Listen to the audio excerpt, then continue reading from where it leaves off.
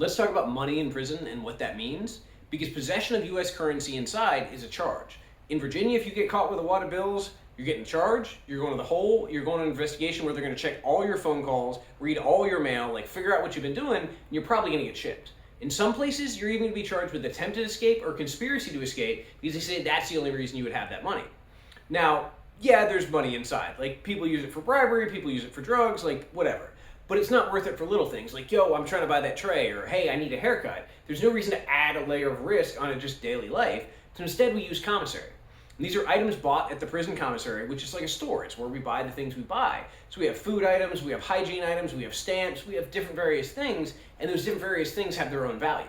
Like, everybody wants a bag of chips and a soda or a honey bun. Nobody really wants like another stamp or a deodorant.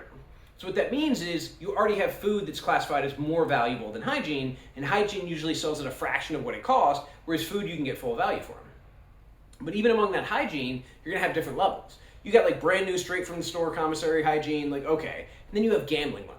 So these are stamps that have been passed around 100 times that are like half worn off, you can't even barely see the face, or you've got deodorants that they open them up and then that little tab they keep on top, people open that up to see if it's cracked, because if it's cracked, no good.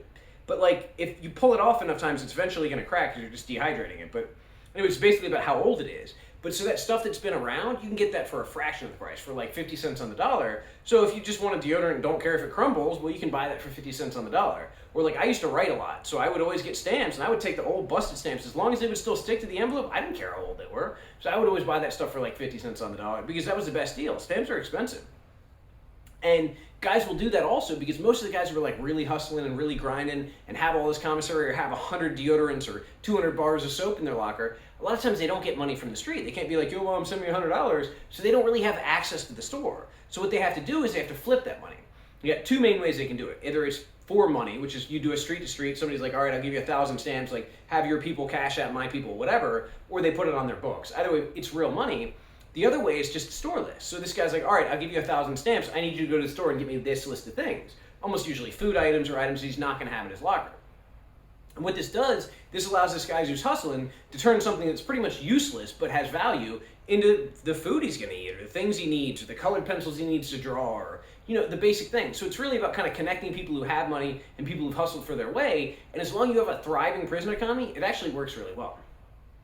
Now, a lot of times, like I said, people will sell things at a discount, but the other thing is like, well, how do you just pay for stuff? Like, what is the going rate for a haircut, or what is the going rate for a whatever? And that's always constantly being negotiated. In some places it's really high, some places it's really low. It also has to do with the quality of things. Like, usually when I would go get my haircut, there was a barber who got paid for that, but like, if you weren't cool with him or you didn't pay him, your hair was gonna get messed up. So if I went there, it would be like, I'd give him $1. Like, all right, cool, here's $1, like, appreciate you. And that was just kind of like a respect thing. It's not saying that his time is only worth $1, but it's saying, hey, I'm willing to give you something for your service. Whereas again, like, if you don't, like, yeah, you're gonna get a haircut, but you're gonna look kind of goofy. But then you would have like, really good barbers, they might be $5 or $10 a cut. You might have tattoo men who are like, yo, I'll just do it for free, I'm just trying to practice. You might have guys who be like, yeah, it's $500, like, what's up?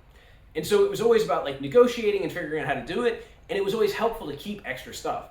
So I remember we had these picture tickets, and this was at Nottoway when the picture man would just come around randomly, like maybe once a week, maybe once every 6 months. You really never knew, and you had to have a picture ticket to be able to buy a picture.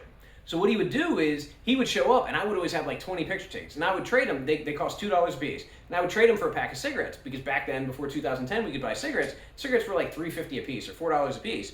So I would just have those picture tickets. Everybody would want them. I'd get the cigarettes from guys who got them off the gambling table. They were like gambling cigarettes, but I could still sell them for $3.50. So I would then turn them up. So every $2 turns into $3.50. And everybody was working these little hustles. It was like when I made apple pies. So I got to get the apples from the kitchen, which I just have to smuggle back because there's no way around it. I got to get the butter from the kitchen, which I either smuggle back or I pay a kitchen worker to smuggle back. I got to get cinnamon from the kitchen. I got to get, cookies. So some of the stuff I have to buy, some of the stuff I need money to buy, and then people would pay me, and I would always give them a discount if they paid me what I wanted.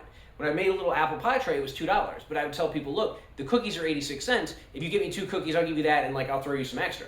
So you're saving a couple cents, but also like I'm gonna make sure you get first priority because you're getting the cookies I need to be able to make the pies. So there'd be all these little deals where if you knew the right person and you had the right stuff, you could always get a little bit better deal.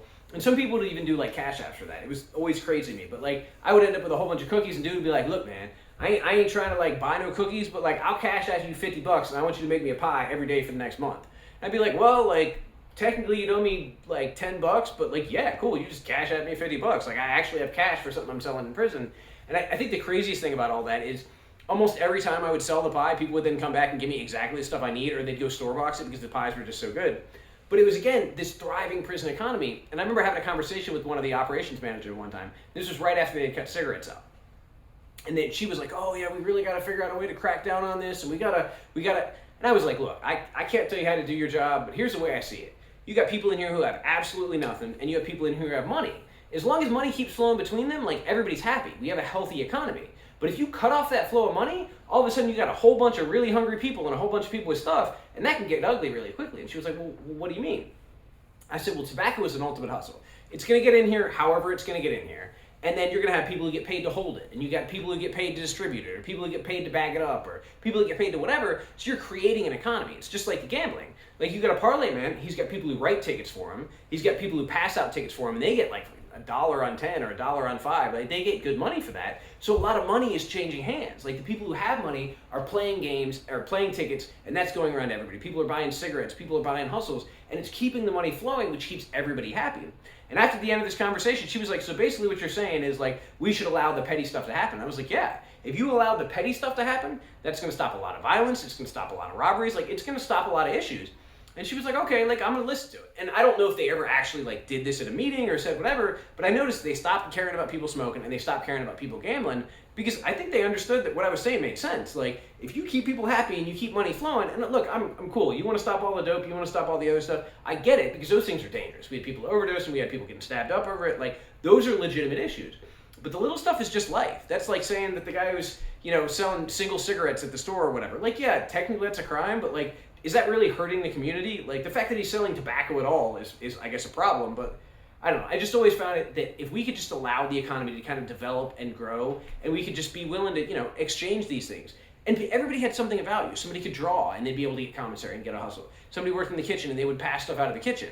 There was always something that somebody could do. People would come to the law library and type letters or type briefs and stuff. You could just type for $1 a page. You don't have any skills, but you know how to type. You just type for $1 a page. You go over there for 2 hours a day, you can make a good living.